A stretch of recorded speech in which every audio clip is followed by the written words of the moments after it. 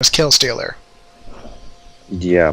Now, you haven't done any yet. You're Not still for 0-4. And not for you yet. No. Now, I just want to draw attention to Jana's items. Not sure support is usually supposed to go for Dorn's Ring, Mechai Pendant, and Boots. I mean, Boots and Mechai Pendant, depending on what you're building them into. No, not a Mechai Pendant. The only time you want a Mechai Pendant is if you're building your last item into Athene's Unholy Grail. That's the only time you want a Mechai Pendant. Otherwise, it's GP10s, it's auras, it's wards, it's an oracles. It's something that's not solely beneficial to you. The Doran's Ring, just kind of a bit random for a support, in my opinion. Little bit. Yeah, just the normal, what is it, Fairy Charm, like 3 wards and a potion? Depending on what masteries you have and what your preferences are, Fairy Charm, 3 wards, and a health potion is or 2 health potions is very common. One thing that I've started doing after my brother pointed out a really good thing about it. We'll cover that after this. There's actually my first kill steal of the game, picking up Draven. We have a tower dive. Now, Tristana tanking the tower shots, not the best idea, but you know what? She doesn't die from it. We're okay. You take a couple tower shots after that, and you guys decide to back out before taking any more, because that could just go south very quickly. Tristana decides to then just go through the lane brush. I don't necessarily agree with that, because if Maokai had mana for Twisted Advance, that could have ended very poorly. However, does get a double kill, actually. I was about to say pick up and kill on Jana, but ends up getting a double kill in general. So that works out. Which is really good for our AD carry, because if you notice, Tristana is now 4-0-2, and Draven is 0-2-0, and Jana is 0-3-0, which means that they're getting denied experience, they're getting denied gold, and we're getting gold and experience over them, which is just going to give us a huge advantage late game. Well, yeah, just looking at the creep score difference for AD carries, 115 to 66, almost double the creep score for ours over Draven. And it shows in the items, or rather it will once Blackthorn decides to go back and buy again, because I think he's only been back once. Yeah. When they were trying to tower dive you guys.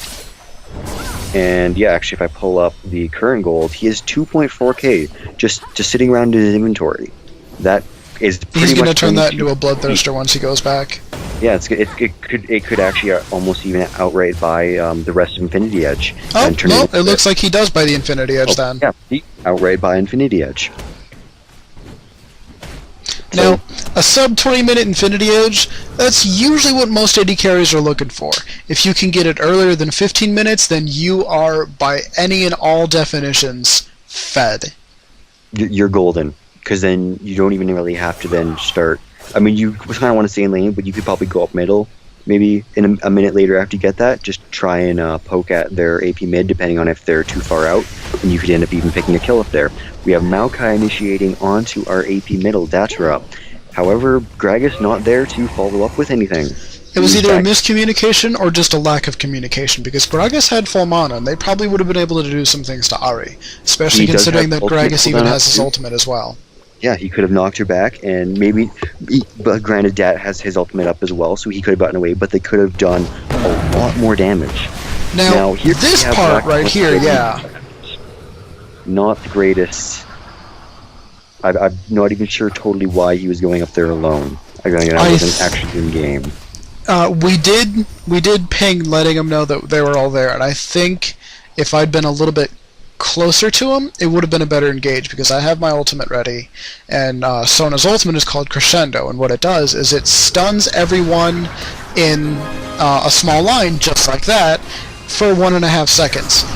1.5 seconds to most people doesn't seem like a lot, but when it comes to team fights like this, that's a lot of time that they're not able to move or do anything.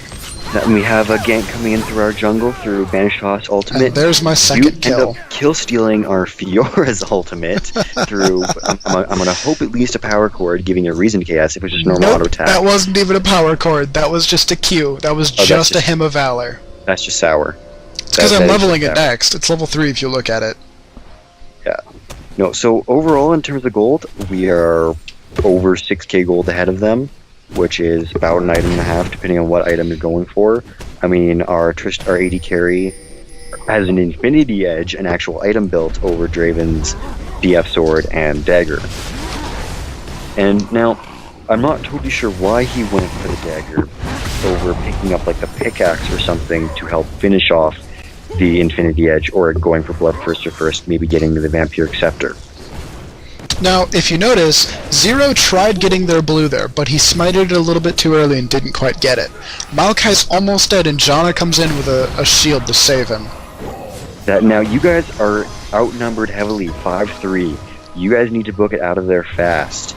And surprisingly, I would have thought Blackthorn would be dead at this point. And flash power cord for another kill on Sona. And they see you they see you behind them, and they just kind of ignore you until after you finally kill them, and Janna decides, oh, I should probably slow Sona right there.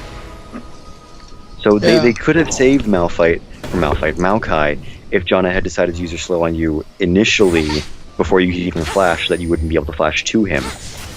Now, Gravis getting cut out. Yeah. There, extended. Way out.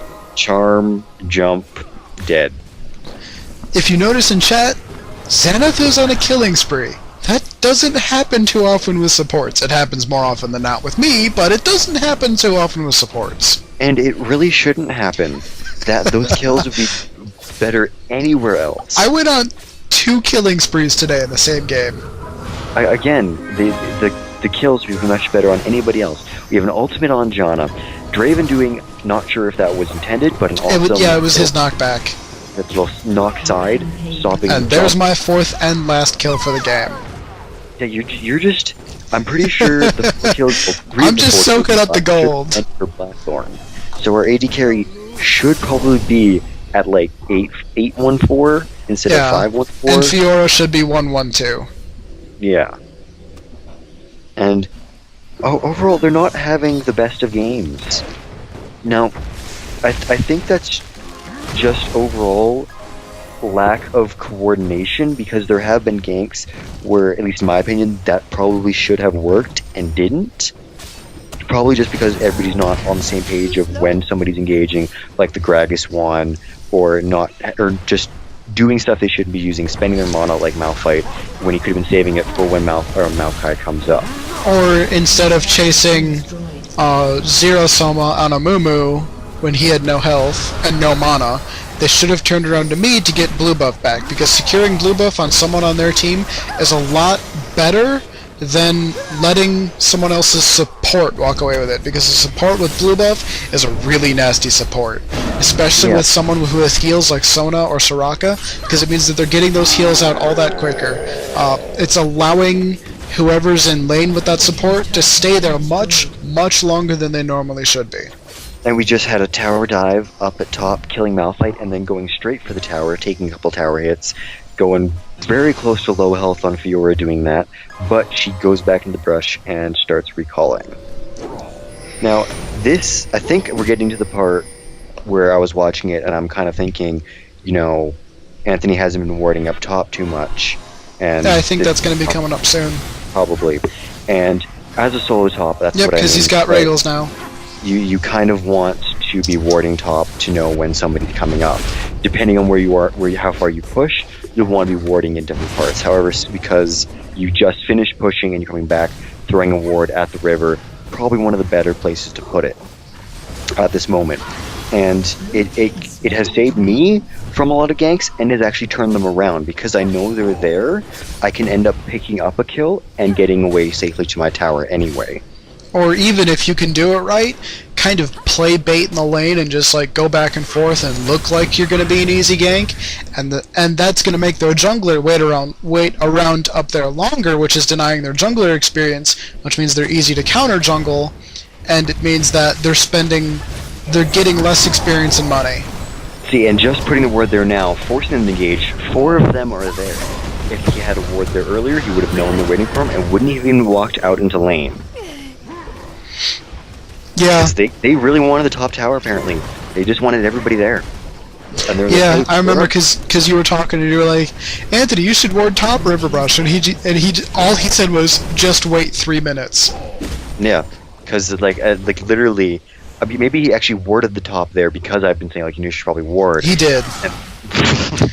So maybe I end up causing that kill. You did. They probably would have engaged on him later anyway. Yeah. Another kind of weird Draven ult, not really accomplishing much, a slight bit of deterrence except for the fact that he didn't do much damage. Gragas belly slamming, whatever you want to call it, in. Sona ult, a Mumu ult, catching everybody. Now, Malphite, when Malphite initiated in with Gragas, he really should have waited at least 1 or 2 more seconds, because Maokai and Janna were still back in the jungle and in the river. They wouldn't have been able to get to us. Yeah, and that Amumu ult catching all 5 of them. Amumu ult breaks team fights. Especially when it's combined with a Sona ult, although I had to blow mine early to make sure I lived. And you can't do anything for, I believe the duration's about, I think, 2.5 seconds. That is a lot of time for the AP carry and AD carry to either pick somebody or do a lot of damage to everybody. And in that case, a lot of damage to everybody was done. Yeah. The thing to note about the roles is the AP carry, or the mid, they're the early to mid-game powerhouse, because they've got a really high base damage on all of their abilities. Nobody has a lot of magic resistance early game, and so they're able to just constantly pump out a lot of damage to anyone that's going to gank to them. And the AD carry is the late-game powerhouse, because they've got that huge buildup of items that's going to allow their auto attacks to just do so much damage.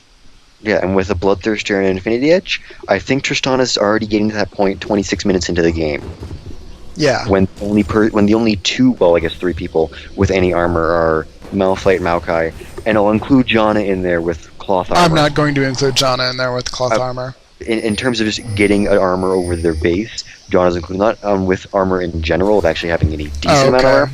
It's only Malphite and Maokai, and Malphite is going to get armor anyway because he's Malphite. And you're not going to be targeting Malphite because he's the tank. If you're an AD carry targeting tank like Malphite, you should probably try a different role. Unless you're Kog'Maw or Vayne, because they've got a percentile damage ability, which is a lot more important to take out the tanks, because it means that they have someone who can't initiate, and they don't have someone that can just sit there and soak up skill shots so that their teammates can get away, or so that their teammates can engage. And you guys have a 27-minute Baron, relatively early, not too early, but most Barons I think come around more 30, 32, 33-minute mark for most matches anyway. Yeah, so, no, the finals today at PAX, TSM picked up a 20-minute Baron. That's really early. Not only did they pick up a 20, they won that game though. They won both games, sub 30 minutes.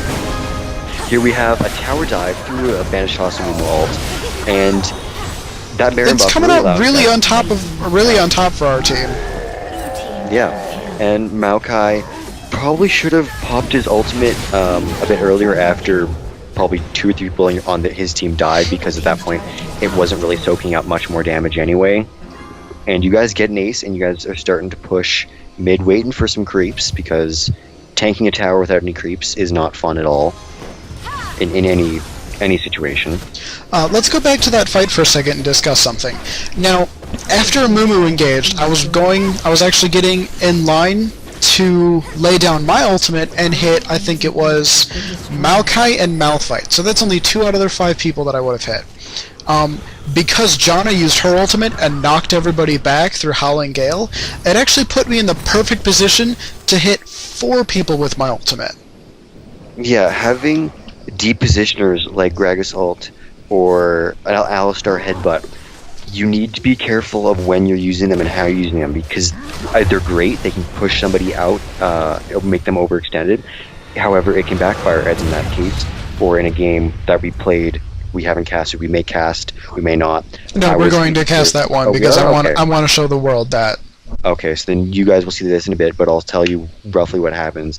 I'm AD carry down bottom. You were Nunu or Sona? You were Sona, I'm pretty sure. Probably Sona, because Sona Graves is something you want to run. We were up against an Alistar Caitlyn, and at one point Alistar headbutts me. However, I'm not sure if it was intentional or if he decided to move too far. He headbutts me into Caitlyn. Buckshot, point blank, will hit all 3 shots on one person. I drop Caitlyn's health with that, causing a kill. he gave me a free kill on Caitlyn doing that. So if you're gonna pick a hero like Gragas or Alistar, you need to make sure you can use the positionings right, because you can cause a kill for against your team, or let a person get away if you decide to headbutt a person away.